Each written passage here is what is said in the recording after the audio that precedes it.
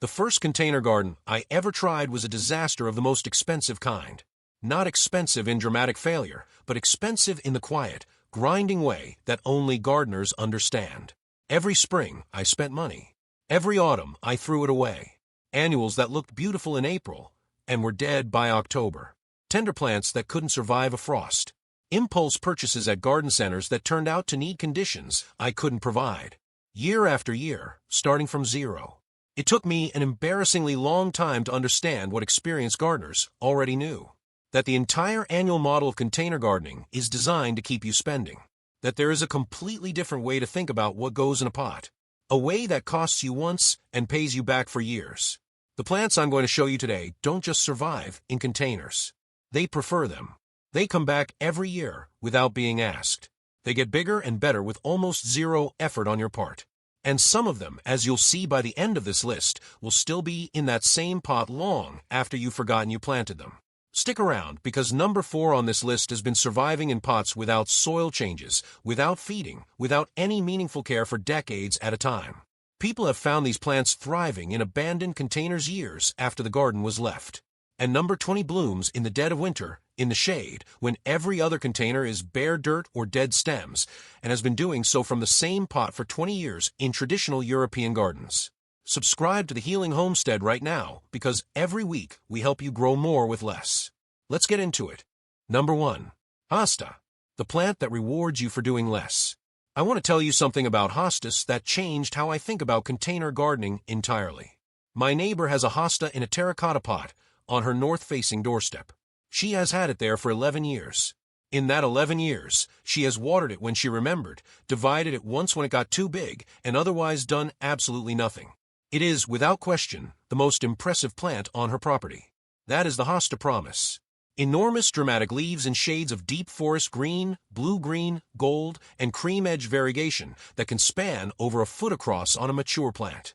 In a pot, that scale becomes something a professional designer would charge significantly for. And the care required is almost nothing. Hosta species produce their most dramatic leaf color in dappled shade, the conditions that defeat most ornamental plants. They go dormant in winter, disappearing completely underground, then re-emerge in spring larger than the year before.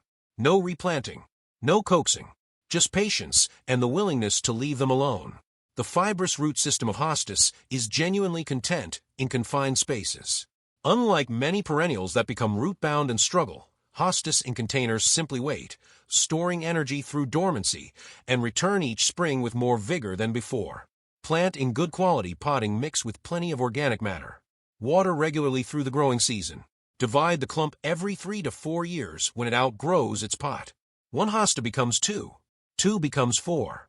The plant that rewards you for doing less. Number 2. Lavender, the Mediterranean survivor that thrives on your neglect. Lavender has a reputation for being difficult in containers that is completely backwards from the truth. Lavandula angustifolia evolved on rocky hillsides in thin, dry, alkaline soil in the Mediterranean basin. Blazing sun, almost no rainfall, drainage so sharp that water disappears within minutes of rain. When you put lavender in a pot with drainage holes, you're giving it conditions that are actually better than what it evolved in.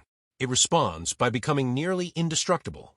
My grandmother grew lavender in a terracotta pot on a stone step for over a decade. She watered it approximately when she felt like it, which was not very often. She trimmed it once a year. She never fed it. Every spring it came back. Every summer it filled that step with fragrance that drifted through the kitchen window and into the house.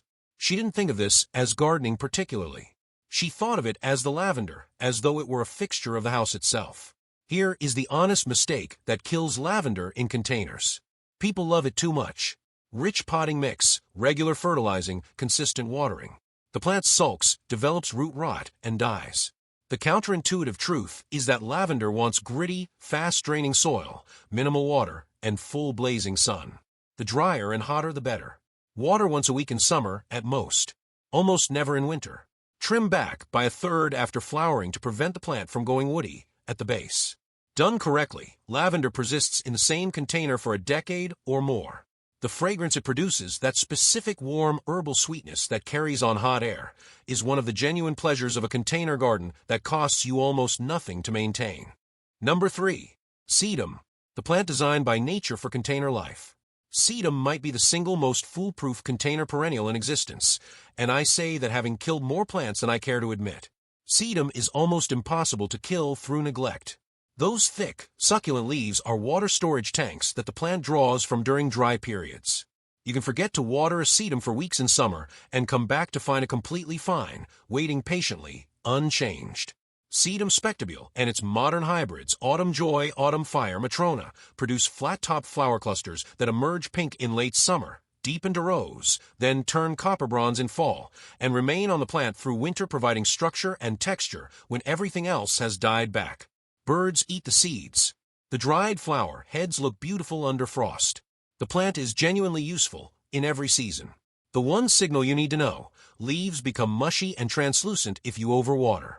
That's sedum telling you immediately that it's had too much. Underwatering is almost impossible to achieve because those storage leaves by the plant so much time. Plant in any well-draining potting, mix with drainage holes. Water occasionally. No fertilizer required. No winter protection needed in most climates. The plant returns every spring from the crown, without fail. I have a sedum in a pot that has been there for 7 years. I've done nothing to it except cut back the spent flower heads in late winter. It gets bigger every year. I consider it one of the best decisions I've ever made in a garden. Number 4. Sempervivum, the immortal plant that survives everything. The Latin name tells you what you need to know. Sempervivum means always alive. This is the plant that has been found thriving in containers that were abandoned years ago. Growing in cracked terracotta with no drainage, in gravel with no soil, on rooftops in climates that swing from baking summer heat to hard freezing winters. It simply does not stop. Sempervivum house leeks have been grown in containers and on rooftops across Europe since Roman times. Traditional belief held that they protected buildings from lightning, which is why they were planted on roof tiles. Whether or not that protection was literal, the plant's ability to survive on nothing was very real. Medieval European farmhouses kept them on the threshold as a matter of course. The rosette forms of Sempervivum are architectural in their precision.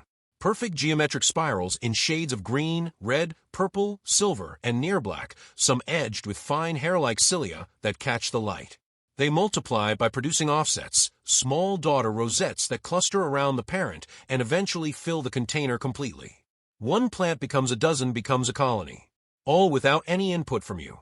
After flowering, which happens once per rosette dramatically, and then that individual rosette dies, the surrounding offsets take over. The container continues indefinitely. Plant in the grittiest, fastest draining mix you can find. Water almost never. Feed never. This is the only plant on this list where the instruction to ignore it is not a simplification, is literally the correct care advice. Number 5. Russian sage. The more you neglect it, the better it looks. Russian sage is the plant that consistently makes neglectful gardeners look like they know what they're doing. Perovskia atroplicifolia evolved in the steppes of Central Asia and Afghanistan, one of the harshest growing environments on Earth. Heat, drought, rocky poor soil, temperature extremes from scorching summer days to freezing winter nights. Container life with decent drainages, by comparison, a vacation. The display it produces from those difficult origins is extraordinary. Tall stems of silver white topped with clouds of tiny violet-blue flowers that bloom from midsummer through fall. The effect is soft and hazy, almost like purple smoke drifting above the container. The silver stems remain attractive well into winter. The aromatic foliage, intensely herbal when you brush against it, repels deer and most insects. Here's the honest mistake most people make with Russian sage. They treat it too well. Good rich potting mix, regular fertilizing, consistent watering. The plant gets floppy, leans dramatically, and looks nothing like the pictures. The solution is to treat it badly. Gritty, fast-draining soil, minimal water, no fertilizer, full blazing sun. Cut it back hard in early spring, all the way to 6 inches from the base. That's the only maintenance it actually needs. The plant that has evolved to survive Central Asian steppes will make your container garden look like a professional designed it. The counterintuitive truth is that its beauty comes directly from your restraint. Number 6. Echinacea, the container perennial that's also a medicine cabinet. Echinacea purpurea evolved on the American prairies where summers are brutal, rainfall is unpredictable, and soil is hard and dry. Container life with decent potting mix and occasional water is a genuine improvement on its natural habitat. and it responds to those improved conditions by producing some of the most dramatic flowers available to any container garden from July through September. Those distinctive raised orange-brown cones surrounded by reflex purple-pink petals attract bees, butterflies, and goldfinches who return for the seeds through autumn and winter. Leave the seed heads standing after flowering. They feed birds through the coldest months and provide architectural interest in the container when everything else is bare. Indigenous peoples of the plains have used Echinacea as their primary plant for immune support for centuries. It is the same plant that becomes Echinacea in immune support preparations. You are growing ornament and traditional plant medicine simultaneously in the same container with almost no effort. My first Echinacea in a container surprised me. I expected it to need more from me than it did. I planted it in a terracotta pot in full sun, watered it through the first summer while it established, and then essentially forgot about it. The second year, it came back bigger. The third year, it self-seeded into the potting mix, and I had 3 plants where I'd started with 1. All free. All from leaving the seed heads in place the previous autumn. Number 7. Coral bells. The year-round color machine that asks almost nothing. Coral bells produce something that almost no other container plant can. Year-round visual interest from foliage alone. Before the flowers appear, before anything blooms, the leaves of modern Heuchera cultivars are extraordinary. Deep burgundy, electric lime, caramel, copper, silver with dark veining. Colors that border on surreal and that hold through every season, including winter, when most containers are bare. Heuchera species evolved in rocky, poor soil environments where drainage is sharp and conditions are tough.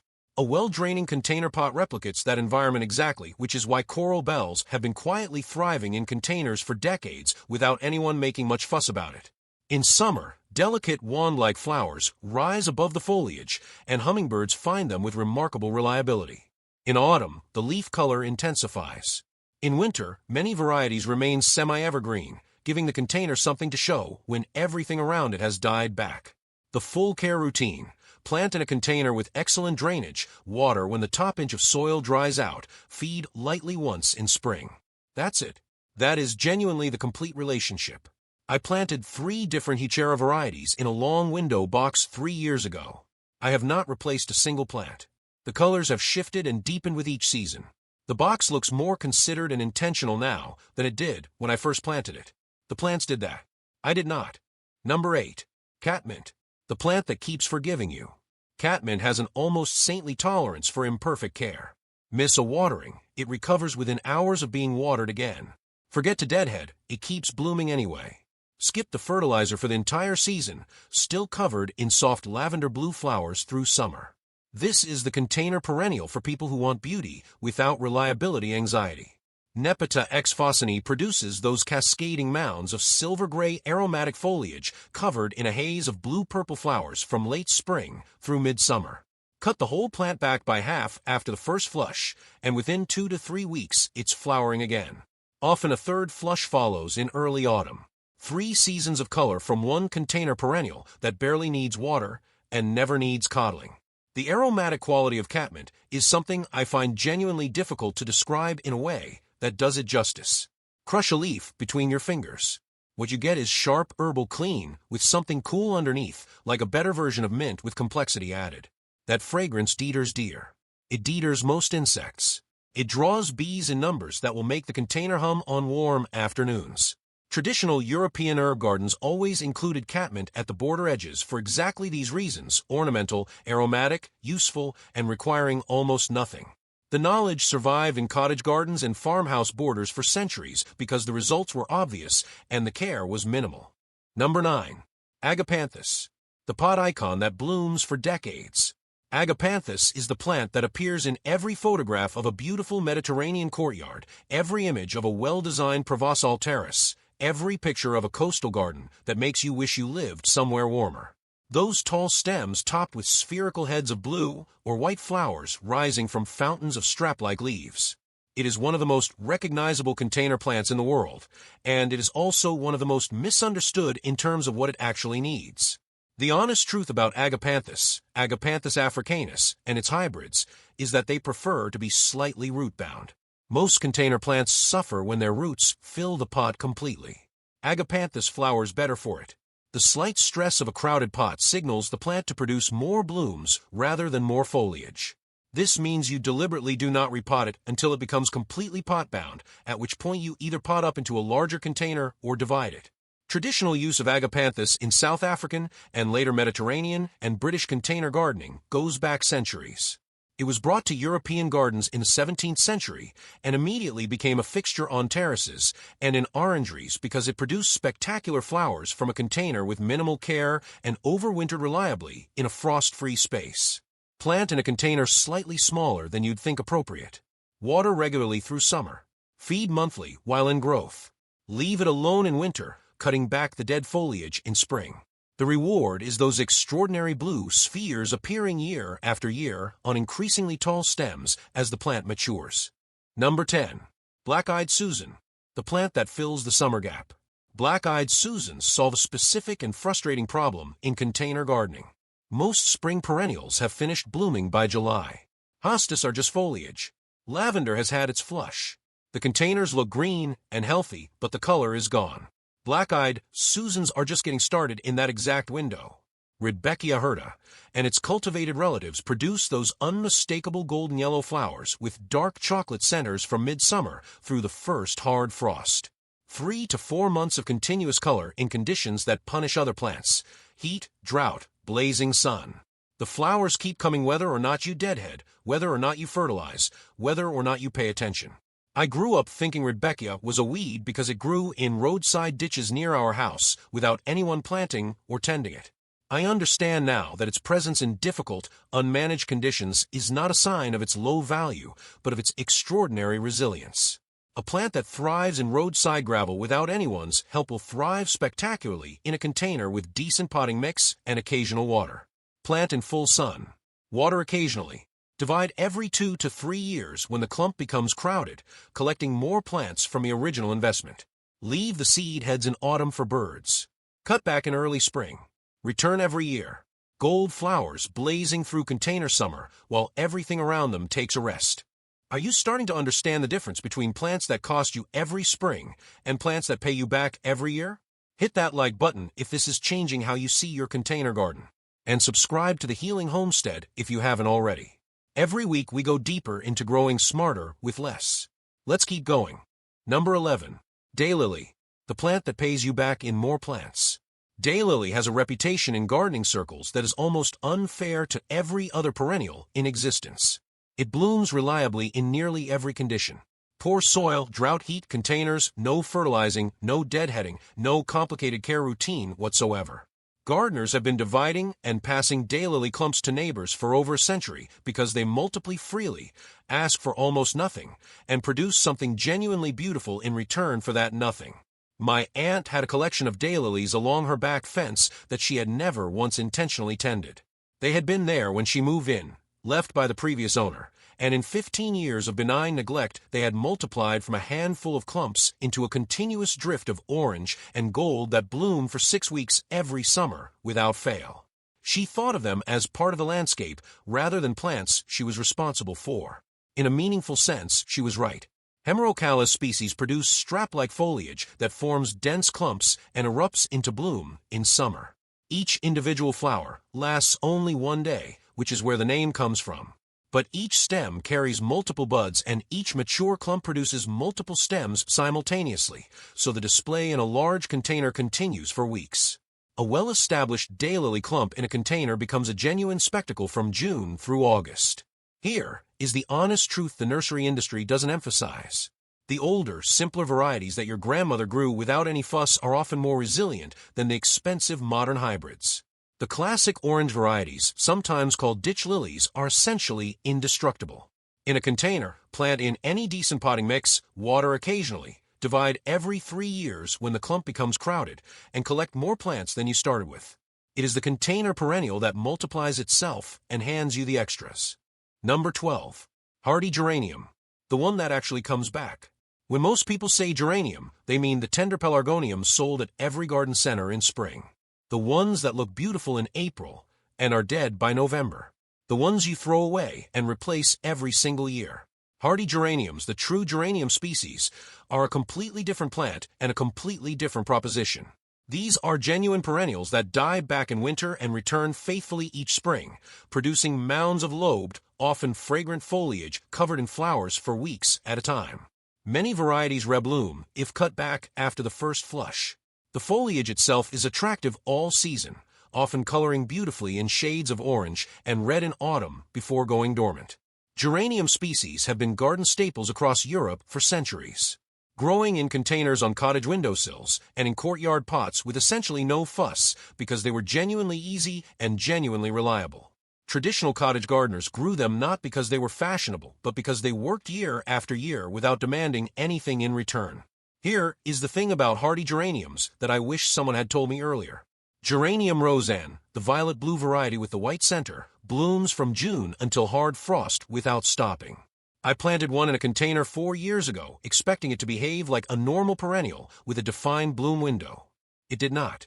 It bloomed continuously from the moment it established until the first freeze every single year, spreading gently to fill the container and spilling gracefully over the rim.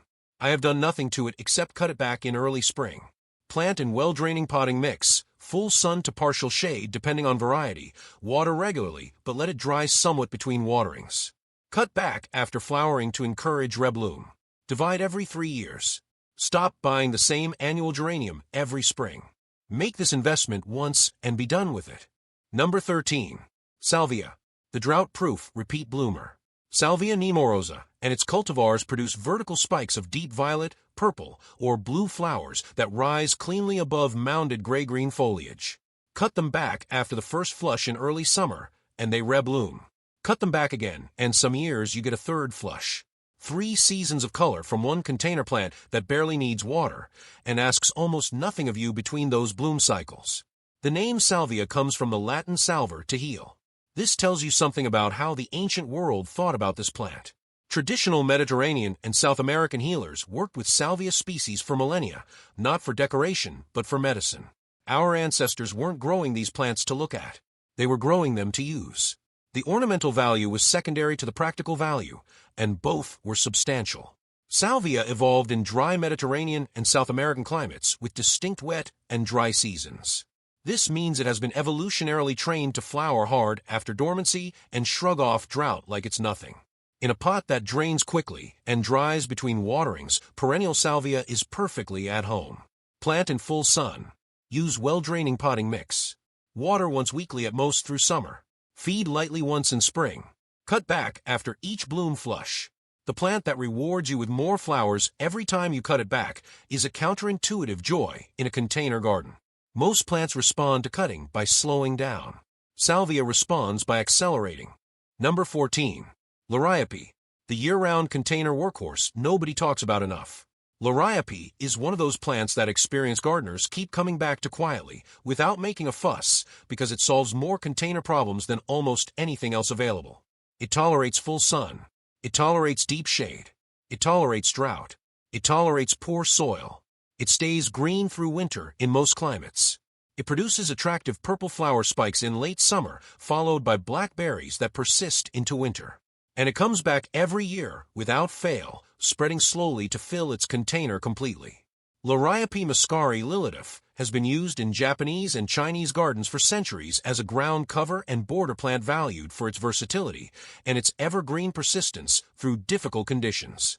In a container, it becomes something even more useful because the spreading habit is contained and the dense clump of strap-like leaves fills the pot completely, suppressing weeds and maintaining year-round visual interest. I discovered Liriope through a shaded corner of a garden that had been neglected for years.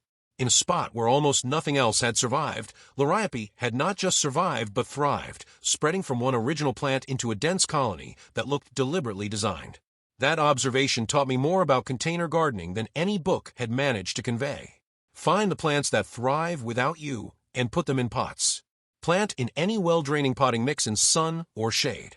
Water to establish, then reduce significantly.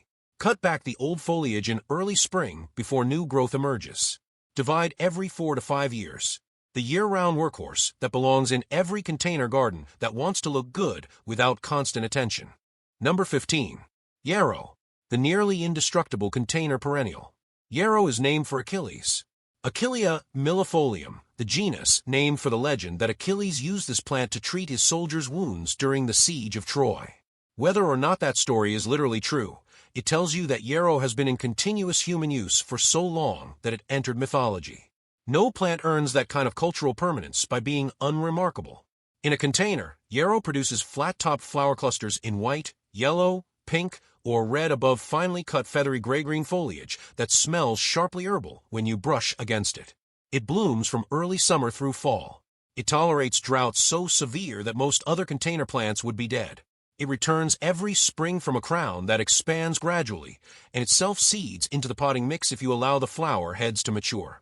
The care routine for yarrow in a container is so minimal it barely constitutes a routine. Plant in full sun with fast-draining soil. Water to establish in the first season. After that, water almost never. The plant sustains itself in most climates on rainfall alone once established. No fertilizer, not because you're lazy but because yarrow actually blooms better in poor soil. Rich soil produces floppy, weak stems and fewer flowers. I have yarrow in a container on a south-facing gravel terrace where summer temperatures regularly exceed 35 degrees Celsius. It has not been watered intentionally since its first summer. Every spring it returns. Every summer it blooms. Every autumn the goldfinches find the seed heads. This is the container perennial that your great-grandmother kept going without knowing anything about plant care because it has been surviving human neglect for thousands of years. Number 16. Bee balm. The container that becomes an ecosystem. Bee balm turns a container into something more than a decorative object. Monarda didyma produces ragged, explosive blooms in red, pink, purple, or white that attract bees, butterflies, and hummingbirds from remarkable distances. When bee balm is in full bloom on a summer afternoon, the container around it becomes a hub of activity that stops people mid-stride to watch. Native American peoples used Monarda extensively as a medicinal plant for colds and respiratory conditions. The leaves brewed as a tea were a primary remedy across multiple tribes. Oswego tea, made from Monarda didyma, was adopted by American colonists as a substitute for English tea after the Boston Tea Party. The plant in your container carries that specific history, a plant that sustained communities through illness and political upheaval. It does need a large container, at least 12 to 16 inches wide, because bee balm spreads by underground runners. In a container, those runners simply fill the pot and stay there, making the clump fuller each year, rather than invasive. That contained spreading is actually an advantage in a pot. The plant becomes progressively more impressive without requiring anything from you. Plant in full sun to partial shade. Water regularly. Bee balm prefers more consistent moisture than the drought-tolerant plants on this list. Deadhead spent flowers to extend the bloom season. Divide every 2 to 3 years when the center of the clump begins to die out. The outer portions of a divided bee balm clump are the most vigorous, which is the opposite of what most gardeners intuitively assume. Take the edges, discard the center, replant, and the cycle continues. Number 17. Penstemon. The hummingbird highway in a pot. Penstemon is where the container garden becomes a wildlife corridor. Those tubular flowers in shades from white through pink, red, and deep purple are shaped by millions of years of coevolution with hummingbirds. The flower tube dimensions match hummingbird beak dimensions with a precision that is not coincidental. When penstemon blooms in late spring and summer, hummingbirds appear as if summoned, working through each flower in a precise methodical sequence that is one of the genuine pleasures of container gardening.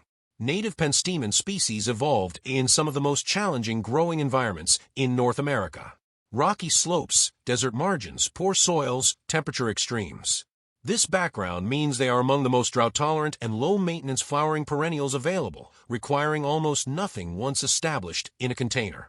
I want to be honest about the one challenge with penstemon in containers. They need exceptional drainage. More than almost any other plant on this list, penstemon suffers in wet soil, particularly in winter. A container with good drainage holes and a gritty potting mix is the foundation everything else builds on.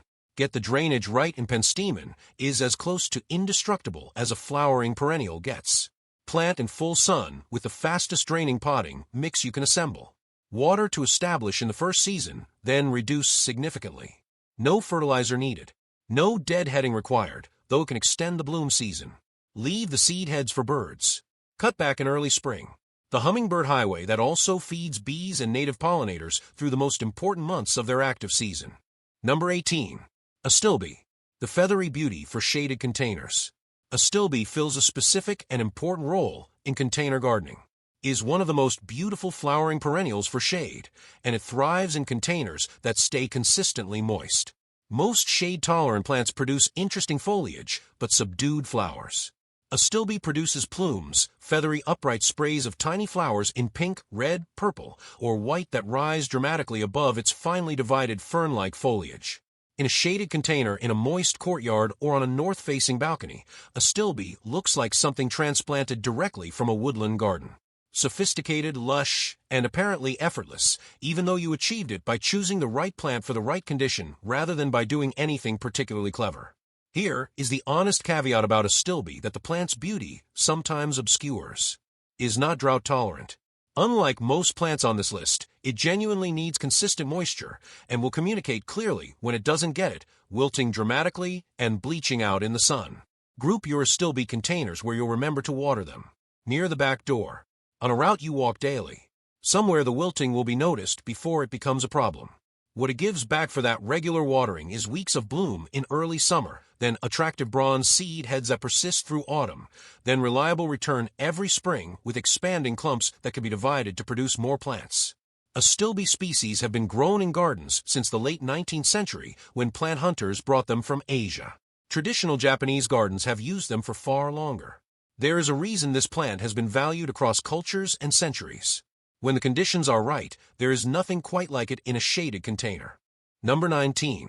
Bergenia, the leather-leaved survivor that earns its winter keep.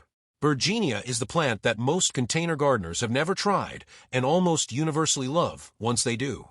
Bergenia cordifolia produces large, rounded, leathery leaves in deep glossy green that flush red, bronze, and burgundy in cold weather, providing dramatic winter interest in containers that most other plants have abandoned entirely.